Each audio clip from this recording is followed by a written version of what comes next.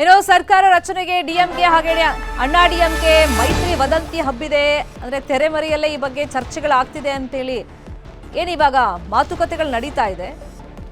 ಈಗ ಮೈತ್ರಿ ವದಂತಿ ಹಬ್ಬಿದೆ. ಕಾಂಗ್ರೆಸ್ ನಾಯಕ ಮಾಣಿಕಂ ಠಾಗೋರ್ ಕಿಡಿಕಾರಿದ್ದಾರೆ. ಆಜನ್ಮ ಶತ್ರುಗಳಾದ ಡಿಎಂಕೆ ಅಣ್ಣಾ ಡಿಎಂಕೆ ಒಂದಾಗಿವೆ. ತಮಿಳುನಾಡು ಹಿತಕ್ಕಾಗಿ ಜಾತ್ಯತೀತತೆಗಾಗಿ ಈ ಮೈತ್ರಿ ಅಲ್ಲ, ವಿಜಯ್ ಅವರನ್ನ ತಡೆಯೋದೇ ಈ ಮೈತ್ರಿಯ ಗುರಿ. ಅಧಿಕಾರಕ್ಕಾಗಿ ಸ್ಥಿರ ಸರ್ಕಾರ ಅಂತ ಹೇಳಿ ನಾಟಕ ಆಡಬೇಡಿ ಅಂತ ಹೇಳಿದ್ದಾರೆ. ವಿಜಯ್ ಜನಪ್ರಿಯತೆಯಿಂದ ಡಿಎಂಕೆ ಅಣ್ಣಾ ಡಿಎಂಕೆಗೆ ಈಗ ಭಯ ಶುರುವಾಗಿದೆ. ಡಿಎಂಕೆ ತನ್ನ ಮುಖವಾಡ ಕಳಚಿ ಅಸಲಿ ಮುಖವನ್ನ ತೋರಿಸಲಿ ಅಂತ ಹೇಳಿ ಕಾಂಗ್ರೆಸ್ನ ನಾಯಕ ಮಾಣಿಕಂ ಠಾಗೋರ್ ಸವಾಲನ್ನ ಹಾಕಿದ್ದಾರೆ.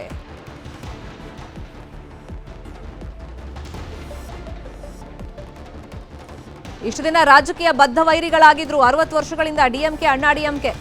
ಆದ್ರೆ ವಿಜಯ್ನನ್ನ ಅಧಿಕಾರದಿಂದ ದೂರ ಇಡಬೇಕು ಅನ್ನೋ ಕಾರಣಕ್ಕೆ ಈಗ ಮೈತ್ರಿ ಮಾತುಕತೆಗಳನ್ನ ಮಾಡ್ಕೊಳ್ತಾ ಇದ್ದಾರೆ. ಹೊಂದಾಣಿಕೆ ಮಾಡಿಕೊಂಡು ಸರ್ಕಾರ ರಚನೆಯ ಒಂದು ಚರ್ಚೆಯನ್ನ ಮಾಡ್ತಾ ಇದ್ದಾರೆ. ಡಿಎಂಕೆ ತನ್ನ ಮುಖವಾಡವನ್ನ ಕಳಚಿ ಅಸಲಿ ಮುಖವನ್ನ ಈಗ ತೋರಿಸ್ಲಿ. ಯಾಕಂದ್ರೆ ಕಾಂಗ್ರೆಸ್ಗೆ ಅವ್ರು ಹೇಳ್ತಾ ಇದ್ದಿದ್ದು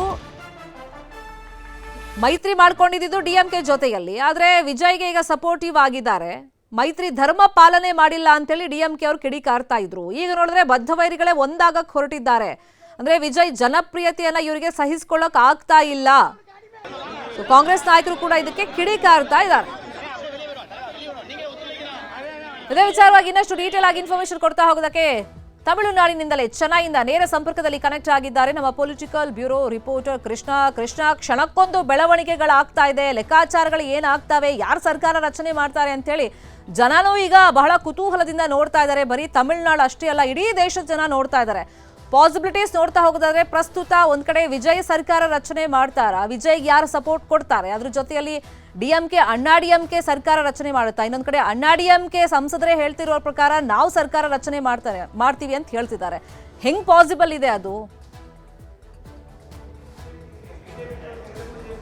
ಖಂಡಿತವಾಗ್ಲೂ ಶರ್ಮಿತಾ, ದಿನಕ್ಕೊಂದು ಕ್ಷಣಕ್ಕೊಂದು ಇಲ್ಲೊಂದ್ ಕಡೆ ಹೇಳಿಕೆ ಮತ್ತೊಂದ್ ಕಡೆ ಟ್ವಿಸ್ಟ್ಗಳು ತಮಿಳುನಾಡು ರಾಜಕೀಯದಲ್ಲಿ ಈಗಾಗಲೇ ಸಿಗ್ತಾ ಇರುವಂತದ್ದು. ಒಂದ್ ಕಡೆಗೆ ನಟ ವಿಜಯ್ ಅವರು 108 ಸ್ಥಾನಗಳನ್ನು ಗಳಿಸಿ ಇಲ್ಲೊಂದ್ ಕಡೆ ಕಾಂಗ್ರೆಸ್ ಶಾಸಕರ ಬೆಂಬಲದೊಂದಿಗೆ ಉಳಿದಿರ್ತಕ್ಕಂಥ ಎಡಪಕ್ಷದ ಶಾಸಕರ ಬೆಂಬಲದೊಂದಿಗೆ ಸರ್ಕಾರ ರಚನೆ ಮಾಡುವಂತ ಈಗಾಗಲೇ ಎಲ್ಲಾ ರೀತಿಯಂತ ಕಸರತ್ತನ್ನ ಮಾಡಿದ್ದಾರೆ.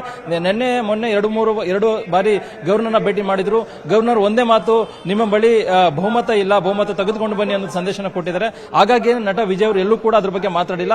ಬದಲಾಗಿ ತಮ್ಮದೇ ಆದಂತಹ ಕಾರ್ಯತಂತ್ರದ ಮುಖಾಂತರವಾಗಿ ಬಹುಮತವನ್ನ ಗಳಿಸುವಂತ ನಿಟ್ಟಿನಲ್ಲಿ ಈಗಾಗಲೇ ಕಾರ್ಯತಂತ್ರವನ್ನು ಮಾಡ್ತಾ ಇದ್ದಾರೆ. ಇದು ಒಂದು ಭಾಗ ಆದ್ರೆ ಶರ್ಮಿತಾ, ಬಹಳ ಪ್ರಮುಖವಾಗಿ ಗಮನಿಸಬೇಕು, ನಟ ವಿಜಯ್ ಅವರನ್ನ ಎಲ್ಲೋ ಒಂದ್ ಕಡೆ ಅಧಿಕಾರದಿಂದ ಹೊರಗಡೆ ಇರಬೇಕು ಅನ್ನೋ ಕಾರಣಕ್ಕೋಸ್ಕರವಾಗಿ ಶತ್ರುವಿನ ಪಕ್ಷಗಳು ಅಂದ್ರೆ ಡಿಎಂಕೆ ಆಗಿರ್ಬೋದು ಮತ್ತೆ ಎಡಿಎಂಕೆ ಮಿತ್ರ ಪಕ್ಷಗಳು, ಎಡಿಎಂಕೆ ಮತ್ತೆ ಡಿಎಂಕೆಯ ಪಕ್ಷಗಳು ಒಂದಾಗಿದ್ದಾರೆ ಅನ್ನೋ ಒಂದು ವಿಚಾರ ಚರ್ಚೆ ಆದ ಬಳಿಕವಾಗಿ ಒಂದಷ್ಟು ಪೂರಕವಾದಂತಹ ಒಂದು ಹೇಳಿಕೆಗಳು ಆಯಾ ಪಕ್ಷಗಳಿಂದ ಬರ್ತಾ ಇರುವಂತದ್ದು.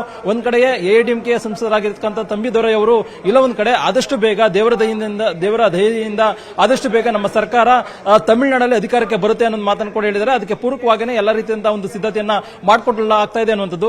ಮತ್ತೊಂದು ಕಡೆ ಕಾಂಗ್ರೆಸ್ನ ಸಂಸದರಾಗಿರ್ತಕ್ಕಂಥ ಮಾಣಿಕಂ ಠಾಗೋರ್ ಅವರು ಕೂಡ ನೇರವಾಗಿ ಆಪಾದನೆಯನ್ನ ಮಾಡಿದ್ದಾರೆ.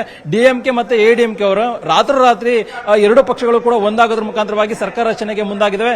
ಡಿಎಂಕೆ ತಮ್ಮ ನಿಜ ಬಣ್ಣವನ್ನ ಬಯಲು ಮಾಡಲಿ ಅನ್ನೋ ಸಂದೇಶವನ್ನು ಈಗಾಗಲೇ ಸವಾಲನ್ನು ಹಾಕಿದ್ದಾರೆ ಮಾಣಿಕಂ ಠಾಗೋರ್. ಇದ್ರ ಜೊತೆಗೆ ಡಿಎಂಕೆ ವಕ್ತಾರರಾಗಿರ್ತಕ್ಕಂಥವರು ಈಗ ಸ್ಪಷ್ಟನೆ ಕೊಟ್ಟಿರುವಂತದ್ದು, ಯಾವುದೇ ಕಾರಣಕ್ಕೂ ಕೂಡ ತಮ್ಮ ಶತ್ರು ಪಕ್ಷವಾಗಿರ್ತಕ್ಕಂತಹ ಏನು ಎಐಡಿಎಂಕೆ ಜೊತೆಗೆ ಯಾವುದೇ ಕಾರಣಕ್ಕೂ ಕೂಡ ಮೈತ್ರಿಯನ್ನು ಮಾಡ್ಕೊಳ್ಳೋಕೆ ಸಾಧ್ಯವೇ ಇಲ್ಲ ಅನ್ನೋ ಸ್ಪಷ್ಟನೆಯನ್ನು ಕೂಡ ಕೊಟ್ಟಿದ್ದಾರೆ. ಮತ್ತೊಂದು ಕಡೆ ಡಿಎಂಕೆ ಸ್ಟಾಲಿನ್ ಅವರು ಕೂಡ ಈಗಾಗಲೇ ತಮ್ಮ ಶಾಸಕರಿಗೆ ಕಟ್ಟಪ್ಪಣೆಯನ್ನು ಕೊಟ್ಟಿರುವಂತದ್ದು.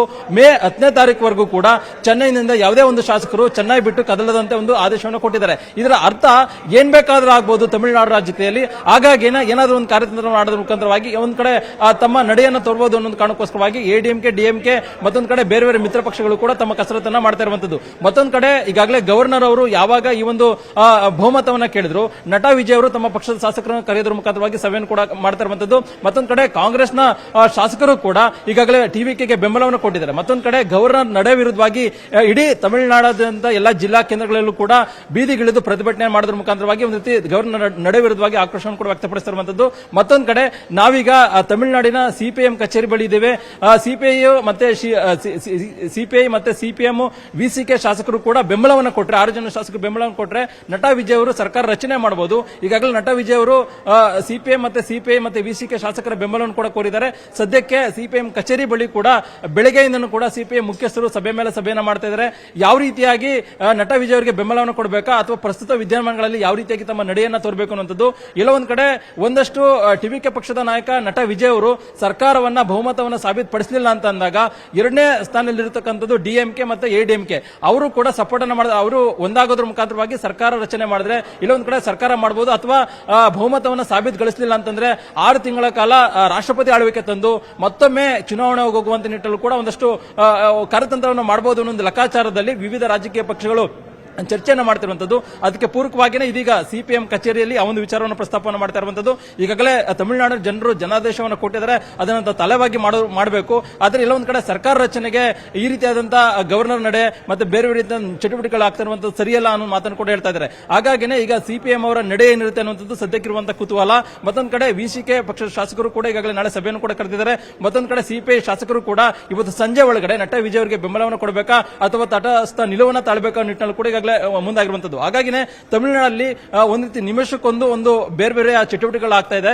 ಆ ಒಂದು ಚಟುವಟಿಕೆಗಳ ಆಧಾರದ ಮೇಲೆ ಮುಂದೆ ಏನ್ ಬೇಕಾದ್ರೂ ಆಗ್ಬಹುದು ಅನ್ನೋ ಲೆಕ್ಕಾಚಾರ ಈಗಾಗಲೇ ತೊಡಕೊಂಡಿರುವಂತದ್ದು. ಇದ್ರ ನಡುವೆ ನಟ ವಿಜಯ್ ಅವರು 108 ಸ್ಥಾನವನ್ನ ಗೆದ್ದರೂ ಕೂಡ ಇನ್ನು ಮುಖ್ಯಮಂತ್ರಿಗಳಾಗಿ ಪದಗ್ರಹಣ ಮಾಡದಿರತಕ್ಕಂಥ ಸಂದರ್ಭದಲ್ಲಿ ಅವರ ಅಭಿಮಾನಿಗಳು ಸಹಜವಾಗಿ ಅವರ ಮನೆಗೆ ಬಂದು ಸಾಕಷ್ಟು ಸಂಖ್ಯೆಯಲ್ಲಿ ಬಂದು ಒಂದು ರೀತಿ ಬೇಸರಗೊಂಡು ಹೋಗ್ತಾ ಇರುವಂತಹ ಒಂದು ಸನ್ನಿವೇಶ ಕೂಡ ಕಂಡು ಬರ್ತಾ ಇರುವಂತದ್ದು. ಇನ್ನು ಕೂಡ ನಟ ವಿಜಯ್ ಅವರು ಪದಗ್ರಹಣ ಕಾರ್ಯಕ್ರಮ ಯಾವಾಗ ಅನ್ನೋ ಪ್ರಶ್ನೆ ಕೂಡ ಮಾಡ್ತಾ ಇರುವಂತದ್ದು. ಶರ್ಮಿತಾ, ಫೈನ್, ಫಾಲೋ ಅಪ್ ಮಾಡೋಣ. Thank you Krishna.